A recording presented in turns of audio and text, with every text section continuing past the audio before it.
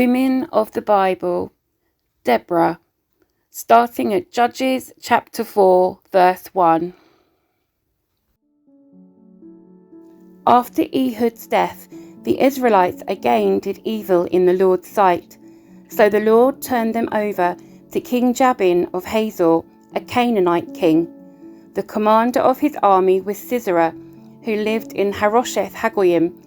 Sisera, who had 900 iron chariots, ruthlessly oppressed the Israelites for 20 years.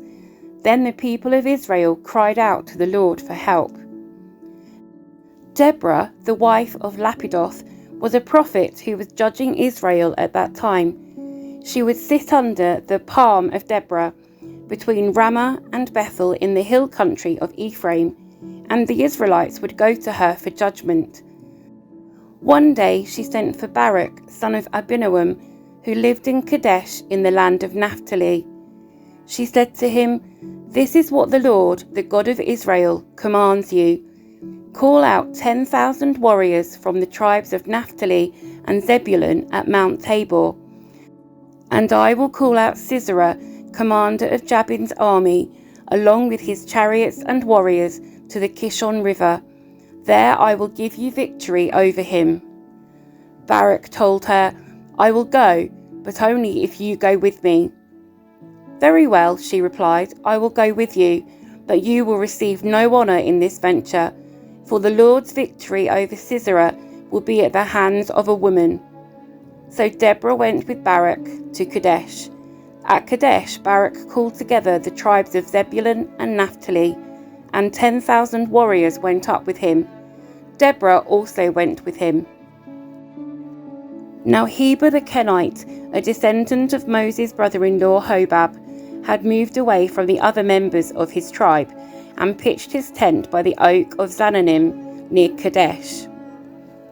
When Sisera was told that Barak, son of Abinoam, had gone up to Mount Tabor, he called for all 900 of his iron chariots and all of his warriors, and they marched from Harosheth Hagoyim to the Kishon River.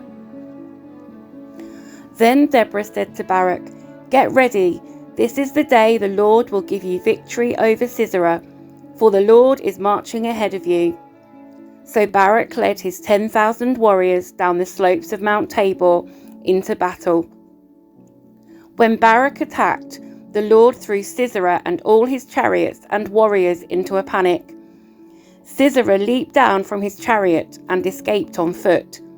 Then Barak chased the chariots and the enemy army all the way to Harosheth Hagoyim, killing all of Sisera's warriors.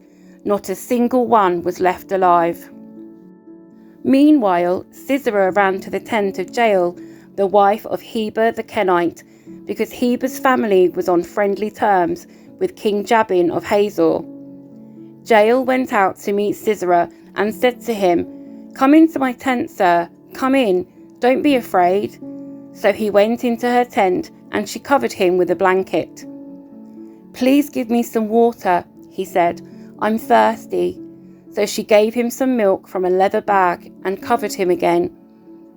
"Stand at the door of the tent," he told her.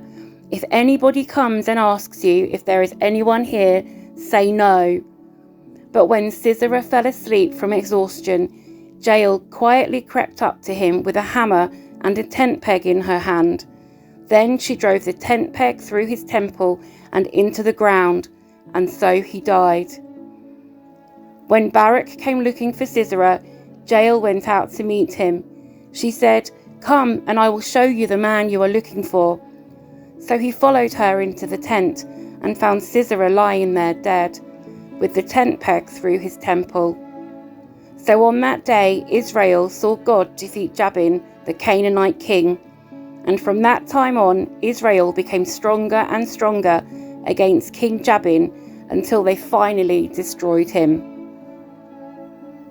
On that day Deborah and Barak, son of Abinoam, sang this song. Israel's leaders took charge, and the people gladly followed. Praise the Lord. Listen, you kings, pay attention, you mighty rulers, for I will sing to the Lord. I will make music to the Lord, the God of Israel. Lord, when you set out from Seir and marched across the fields of Edom, the earth trembled, and the cloudy skies poured down rain. The mountains quaked in the presence of the Lord, the God of Mount Sinai, in the presence of the Lord, the God of Israel. In the days of Shamgar, son of Anath, and in the days of Jael, people avoided the main roads, and travellers stayed on the winding pathways. There were few people left in the villages of Israel, until Deborah arose as a mother for Israel. When Israel chose new gods, war erupted at the city gates, yet not a shield or spear could be seen among 40,000 warriors in Israel. My heart is with the commanders of Israel, with those who volunteered for war. Praise the Lord. Consider this, you who ride on fine donkeys, you who sit on fancy saddle blankets, and you who walk along the road. Listen to the village musicians gathered at the watering holes. They recount the righteous victories of the Lord and the victories of the villagers in Israel. Then the people of the Lord marched down to the city gates. Wake up, Deborah, wake up! Wake up, wake up, and sing a song. Arise, Barak, lead your captives away, son of Abinoam. Down from Tabor marched the few against the nobles. The people of the Lord marched down against mighty warriors. They came down from Ephraim, a land that once belonged to the Amalekites. They followed you, Benjamin, with your troops. From Machir the commanders marched down. From Zebulun came those who carry a commander's staff. The princes of Issachar were with Deborah and Barak. They followed Barak rushing into the valley. But in the tribe of Reuben there was great indecision. Why did you sit at home among the sheepfolds to hear the shepherds whistle for their flocks? Yes, in the tribe of Reuben there was great indecision. Gilead remained east of the Jordan. And why did Dan stay at home? Asher sat unmoved at the seashore, remaining in his harbours. But Zebulun risked his life, as did Naphtali on the heights of the battlefield. The kings of Canaan came and fought at Tanech near Megiddo's springs, but they carried off no silver treasures. The stars fought from heaven, the stars in their orbits fought against Sisera. The Kishon River swept them away, that ancient torrent, the Kishon. March on with courage, my soul. Then the horses' hooves hammered the ground, the galloping of Sisera's mighty steeds. Let the people of Meroz be cursed, said the angel of the Lord. Let them be utterly cursed, because they did not come to help the Lord against the mighty warriors. Most blessed among women is Jael, the wife of Heber the Kenite. May she be blessed above all women who live in tents. Sisera asked for water, and she gave him milk. In a bowl fit for nobles, she brought him yogurt. Then with her left hand she reached for a tent peg, and with her right hand for the workman's hammer. She struck Sisera with the hammer, crushing his head. With a shattering blow she pierced his temples. He sank, he fell, he lay still at her feet, and where he sank, there he died.